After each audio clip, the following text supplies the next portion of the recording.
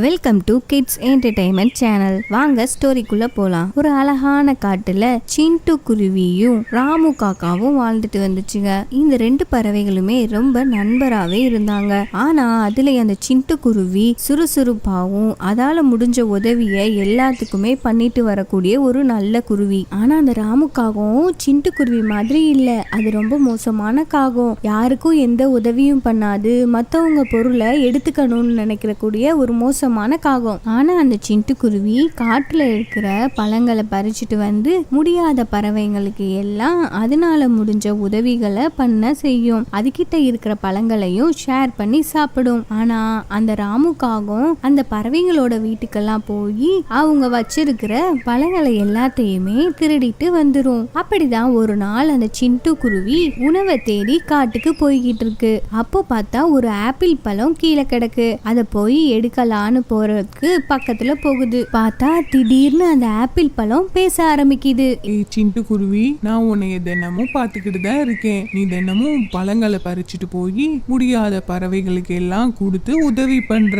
அதனால உனக்கு நான் ஒரு உதவி பண்ணலான்னு இருக்கேன். உனக்கு என்ன உதவி வேணும்னு என்கிட்ட கேளு அப்படின்னு அந்த ஆப்பிள் பழம் கேக்குது. இதை கேட்டோன்னே அந்த சிண்டு குருவி, எனக்கு எந்த உதவியும் வேணாம் ஆப்பிள் பழமே, நான் ரொம்ப சந்தோஷமா தான் இருக்கேன் அப்படின்னு சிண்டு குருவி சொல்லுது. அதுக்கு அந்த ஆப்பிள் பழம், சரி, உனக்கு எந்த உதவியும் வேணான்னு சொல்ற. ஆனா நான் உன்னோட வீட்டை பார்த்திருக்கேன். அது ரொம்ப பழைய வீடு மாதிரி, எந்த வசதியும் இல்லாத மாதிரி இருக்கும். அதனால நான் உனக்கு அழகான ஒரு ஆப்பிள் வீடு பரிசா கட்டி தரேன் அப்படின்னு அந்த ஆப்பிள் பழம் சொல்லுது. சொன்ன மாதிரியே அந்த ஆப்பிள் பழம் அந்த சிண்டு குருவிக்கு ஒரு அழகான ஆப்பிள் வீடை கட்டி கொடுத்துருச்சு. அந்த அழகான வீட்டை பார்த்த உடனே சிண்டு குருவி ஆப்பிள் பழத்தை பார்த்து, ரொம்ப நன்றி ஆப்பிள் பழமே, இந்த உதவியை நான் என்னைக்கும் மறக்க மாட்டேன் அப்படின்னு அந்த சிண்டு குருவி ஆப்பிள் பழத்துக்கிட்ட சொல்லுது. இதை எல்லாத்தையும் பார்த்துக்கிட்டு இருந்த அந்த ராமுக்காகவும் அந்த சிண்டு குருவி எல்லாத்துக்கும் உதவி பண்ணுச்சு. அதனாலதான் அந்த ஆப்பிள் பழம் அதுக்கு ஒரு அழகான ஆப்பிள் வீட்டை கட்டி கொடுத்துருக்கு. ஆனா நான் எல்லா பறவைங்க வீட்டிலையும் போய் பழங்களை திருடின ஒரு கெட்ட எண்ணத்தாலதான் எனக்கு எதுவுமே நல்லதாவே நடக்கல. அதனால இனிமே அந்த சிண்டு குருவி மாதிரி நானும் எல்லாருக்குமே என்னால முடிஞ்ச உதவிய கண்டிப்பா பண்ணுவேன் அப்படின்னு சொல்லிட்டு அந்த காகம் மனசு மாறிடுச்சு. ஓகே குட்டீஸ், இந்த கதை மூலியமா நமக்கு என்ன தெரிஞ்சிச்சுன்னா, நம்மனால முடிஞ்ச உதவிய மத்தவங்களுக்கு கண்டிப்பா பண்ணணும். அப்படி பண்ணோம்னா கடவுள் நம்ம எதிர்பார்க்காத நேரத்துல நமக்கு வந்து உதவி பண்ணுவாரு. ஓகே குட்டீஸ், நம்ம சேனலை சப்ஸ்கிரைப் பண்ணாம நிறைய பேர் பாக்குறீங்க. மறக்காம சப்ஸ்கிரைப் பண்ணி லைக் பண்ணுங்க. பாய். ஹலோ குட்டீஸ், welcome to kids entertainment channel. வாங்க ஸ்டோரிக்குள்ள போலாம். ஒரு அழகான காட்டுல சிண்டு குருவியும் அதோட குழந்தை மீனா குருவியும் வாழ்ந்துட்டு வந்தாங்க. அப்போ ஒரு நாள் அந்த மீனா குருவி அவங்க அம்மா சிண்டு குருவி கிட்ட, அம்மா, நான் உங்ககிட்ட ரொம்ப நாளாக பிரியாணி சாப்பிடணும் போல இருக்கு, எனக்கு பிரியாணி வாங்கி தாங்கம்மான்னு சொல்லிக்கிட்டே இருக்கேன். ஆனால் நீங்கள் இன்னும் வாங்கியே தரல. அதுக்கு பதிலாக நீங்கள் ஏதாச்சும் வேறு சாப்பாடு என்கிட்ட கொடுத்தீங்கன்னா நான் சாப்பிடவே மாட்டேன் அப்படின்னு அந்த மீனா குருவி அவங்க அம்மா கிட்ட சொல்லுது. ஓ, அந்த அம்மா சிண்டு குருவி, மீனா குருவி, இன்னைக்கு நம்ம வீட்டில் இருக்க நெல்களை வச்சு இன்னைக்கு நீ சாப்பிட்டுக்கோ, நாளைக்கு உனக்கு நான் கண்டிப்பாக பிரியாணி வாங்கி தரேன் அப்படின்னு சொன்ன உடனே அந்த மீனா குருவி, போங்கம்மா, நீங்கள் தினமும் இப்படி தான் சொல்கிறீங்க. அப்பா இருந்தப்பெல்லாம் எனக்கு தினமும் விதவிதமாக பிரியாணி வாங்கிட்டு வந்து தருவார். நான் என்ன கேட்டாலும் உடனே வாங்கி தருவார், செஞ்சு தருவார். ஆனால் நீங்கள் அப்படி இல்லைம்மா அப்படின்னு அந்த மீனா குருவி சொல்லுது. அப்போ அவங்க அம்மா சிண்டு குருவி, ஆமாம் மீனா குருவி, நம்ம அப்பா பிரியாணி கடை வச்சுருந்தப்ப உனக்கு விதவிதமாக பிரியாணி பண்ணி கொடுத்தாரு. ஆனால் இப்போது உங்கள் அப்பா இறந்து போயிட்டாரு. அதுவும் அந்த ஈஸ்வரி காகம் இருக்கே, அதுக்கு வட்டி கட்டுற முடியாமல் தான் நம்ம அந்த பிரியாணி கடையவே அதுக்கிட்ட விற்றுட்டோம். அந்த பிரியாணி கடையும் நம்மக்கிட்ட இல்லாதனால நம்ம தினமும் சாப்பாட்டுக்கே கஷ்டப்பட்டுக்கிட்டு இருக்கோம். இந்த நேரத்தில் போய் நீ பிரியாணி கேட்குறியே அப்படின்னு சிண்டு குருவி சொல்லுது. அதுக்கு மீனா குருவி, போங்கம்மா, எப்போ எது கேட்டாலும் ஏதாச்சும் சொல்லி சமாளிச்சிடுறீங்க. இன்றைக்கி நான் சாப்பாடே சாப்பிட மாட்டேன், எனக்கு பிரியாணி வந்தால் தான் நான் சாப்பிடுவேன் அப்படின்னு மீனா குருவி அடம் பிடிக்குது. இவங்க இந்த பக்கம் பேசிக்கிட்டு இருக்கும் பொழுதே அங்க பிரியாணி கடையில அந்த சுந்தரிக்காகவும் அந்த ராமுக்காகவும் இந்த பிரியாணி கடையை நம்ம எப்படி டெவலப் பண்ணலாம் அப்படின்னு அந்த 2 காகமும் பேசிக்கிட்டு இருக்குங்க. இப்போ அந்த ஈஸ்வரி காகம் சொல்லுது, ராமு, இந்த கடை அந்த சிண்டுக்குருவி கிட்ட இருந்தவரை நல்ல ஓஹோன்னு கஸ்டமர்ஸ் நிறைய வந்து நல்ல வியாபாரம் போய்கிட்டு இருந்துச்சு. எப்போ நம்ம கிட்ட வந்துச்சோ ஒரு கூட்டம் கூட வர மாட்டேங்குது, ஒரு ஆளு கூட இந்த பிரியாணியை வந்து வாங்கி சாப்பிட மாட்டாங்க அப்படின்னு ஈஸ்வரிக்காகவும் ராமுக்காகத்துக்கிட்ட சொல்லிக்கிட்டு இருக்கு. அப்ப அந்த ராமுக்காகவும், ஆமா ஈஸ்வரி, அந்த சிண்டுக்குருவி கை பக்குவம் அப்படி. அது பிரியாணி செஞ்சா நல்ல வியாபாரம் ஆகுது. ஆனா நீ பிரியாணி செஞ்சனா ஒரு ஆள் கூட வந்து சாப்பிட மாட்டேங்கிறாங்க அப்படின்னு அந்த ராமுக்காகவும் சொல்லுது. இவங்க இப்படி பேசிக்கிட்டு இருக்கும் பொழுதே பக்கத்து காட்டுல இருந்து ஒரு காக்கா இவங்க கடைக்கு சாப்பிட வருது. அந்த காக்கா, கடைக்காரரே, எனக்கு ஒரு பிரியாணி சாப்பிட கொடுங்க, ரொம்ப பசிக்குது அப்படின்னு சொன்ன உடனே ராமுக்காகவும் அந்த காக்காக்கு பிரியாணியை கொடுக்குது. அந்த காகமும் அந்த பிரியாணியை சாப்பிட்டுட்டு, தூ தூ, இது என்ன பிரியாணி இவ்வளோ கேவலமா இருக்கு. இதுக்கு முன்னாடி இங்க ஒரு குருவி கடை வச்சிருந்துச்சு. அப்போ நான் ஒரு பிரியாணி சாப்பிட்டேன், அது ரொம்ப தேனாமிர்தமா இருந்துச்சு. அதை நம்பில நான் வந்து இங்க வந்து வாங்கினேன். இது என்ன இவ்வளோ கேவலமா இருக்கு இந்த பிரியாணி. ஆனா இந்த பிரியாணியை வாயில வைக்க கூட முடியலையே அப்படின்னு சொல்லிட்டு அந்த காகம் பறந்து போகுது. இப்போ அந்த ராமுக்காகவும் ஈஸ்வரி காகத்துக்கிட்ட, ஈஸ்வரி, நம்ம இந்த மாதிரி வியாபாரம் பண்ணிக்கிட்டே இருந்தோம்னா நம்ம தலையில துண்டை போட்டு தான் போகணும். இதுக்கு ஏதாச்சும் ஒரு கண்டிப்பா நம்ம ஒரு ஐடியா பண்ணணும் ஈஸ்வரி அப்படின்னு ராமுக்காகவும் ஈஸ்வரி காகத்துக்கிட்ட சொல்லுது. அப்போ ஈஸ்வரி காகம், ஏன் கிட்ட இல்லாத ஐடியாவா, நான் ஒரு ஐடியா வச்சிருக்கேன் அப்படின்னு அந்த ஈஸ்வரி காகம் சொல்லுது.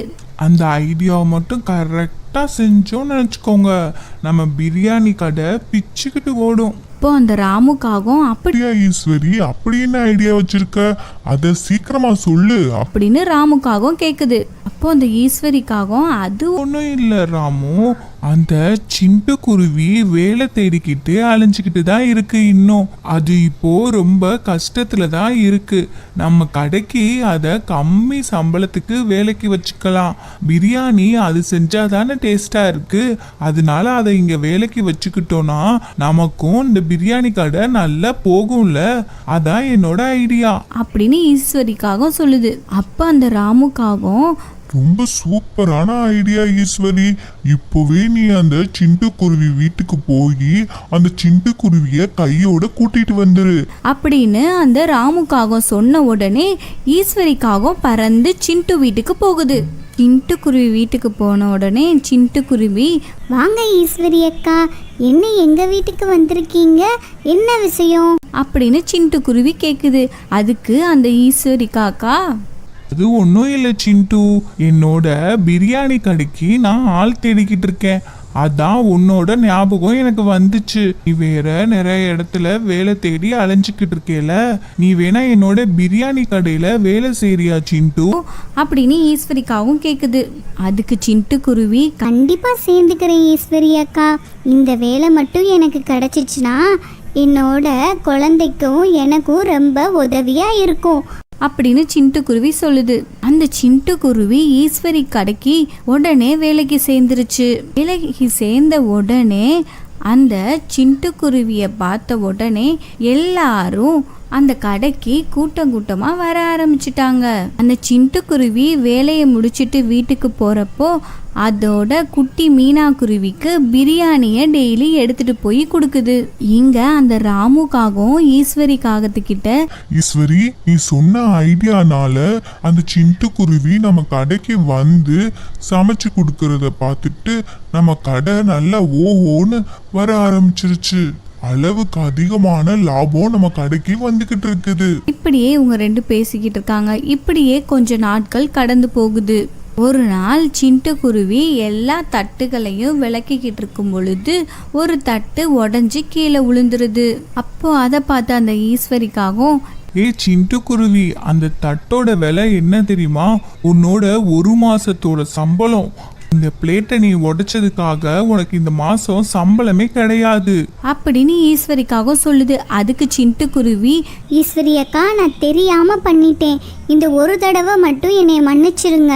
இன்னொரு தடவை இந்த தப்பை நான் செய்யாம பாத்துக்கிறேன் அப்படின்னு சிட்டுக்குருவி ஈஸ்வரிக்காகத்துக்கிட்ட சொல்லுது. அதுக்கு ஈஸ்வரிக்காகவும், அதெல்லாம் முடியாது சிண்டு, நீ பண்ண தப்புக்காண்டி இந்த மாசம் உனக்கு சம்பளமே கிடையாது. விருப்பம் இருந்தா வேலை செய், இல்லனா இங்க இருந்து நீ கிளம்பு. சுந்தரிக்காகவும் இப்படி பேசினதுனால அந்த சிட்டுக்குருவி பறந்து அவங்க வீட்டுக்கு போகுது.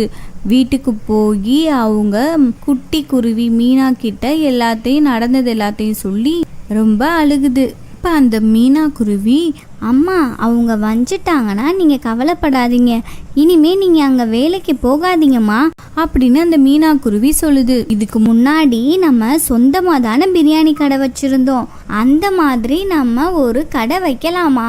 அதுக்கு சிட்டுக்குருவி, ஆமாம் மீனு, நீ சொல்கிறது தான் சரின்னு எனக்கும் தோணுது. ஆனால் பிரியாணி கடை வைக்கணும்னா அதுக்கு சில முதலீடுகள்லாம் தேவைப்படுமே, அதுக்கு நம்ம என்ன செய்யறது மீனா அப்படின்னு சிட்டுக்குருவி கேக்குது. அப்போ அந்த மீனா குருவி, அம்மா நம்ம கடை திறக்கிறதுக்கு பணத்தை நம்ம புறா மாமாட்ட வேணா கேட்போமா? கண்டிப்பா அவர் நமக்கு உதவி செய்வாருமா அப்படின்னு அந்த மீனு குருவி சொல்லுது. இதுக்கு சிட்டுக்குருவி, கரெக்டா சொன்ன மீனு, நான் இப்பவே போய் புறா மாமா கிட்ட பேசிட்டு வந்துடுறேன் அப்படின்னு சொல்லிட்டு அந்த சிட்டுக்குருவி புறாவை பார்க்க போகுது. சிண்டு புறா கிட்ட போய் அதோட நிலைமை எல்லாத்தையும் சொல்லி அந்த புறா கிட்ட இருந்து கொஞ்சம் பணத்தை வாங்கிட்டு வந்து ஒரு குட்டி பிரியாணி கடையும் ஆரம்பிக்குது. அப்போ அங்க ஒரு காக்கா வந்து, சிட்டுக்குருவி, எனக்கு ஒரு மட்டன் பிரியாணி கொடு அப்படின்னு கேக்குது. அந்த மட்டன் பிரியாணி வந்த உடனே அந்த காகம் சாப்பிட்டு பார்த்துட்டு, ஆஹா சிண்டு, ரொம்ப டேஸ்டா இருக்குது. இந்த மாதிரி பிரியாணிலாம் சாப்பிட்டு ரொம்ப நாள் ஆச்சு அப்படின்னு அந்த காக்கா சொல்லுது. இப்படியே கொஞ்ச நாள் போது அந்த கடை நல்லா டெவலப் ஆகுது. இந்த பக்கம் அந்த ஈஸ்வரி காகத்தோட கடையை காட்டுறாங்க. அங்க ஒரு கஸ்டமர் கூட போகல, யாருமே வந்து பிரியாணியே சாப்பிடல. அப்ப ராமுக்காகவும், ஈஸ்வரி, நீ பண்ண பெரிய முட்டாள்தனத்தால இப்போ நம்ம கடைக்கு ஒரு கஸ்டமர் கூட வராம ரொம்ப நஷ்டத்துல போய்கிட்டு இருக்கு நம்ம கடை அப்படின்னு ராமுக்காகவும் சொல்லுது.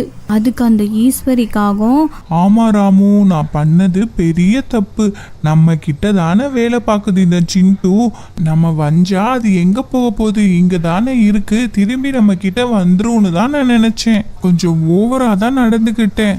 அது எனக்கே இந்த மாதிரி ஒரு பெரிய விளைவை கொண்டு வந்து தரும்னு நான் நினைச்சு கூட பார்க்கல அப்படின்னு ஈஸ்வரிக்காகவும் சொல்லிக்கிட்டு இருக்கு. ஓகே குட்டீஸ், இந்த கதை மூலியமா நம்ம என்ன தெரிஞ்சுக்கிட்டோன்னு பார்த்தீங்கன்னா, நம்ம கிட்ட ஒருத்தவங்க வேலை பார்க்குறாங்கன்னா அவங்க கிட்ட நம்ம என்னைக்குமே அவமரியாதையா நடந்துக்க கூடாது. தொழிலாளர்கள் இல்லை அப்படின்னா முதலாளிகளே இருக்க முடியாது. ஓகே குட்டீஸ், பாய். மறக்காம நம்ம சேனலை சப்ஸ்கிரைப் பண்ணிருங்க.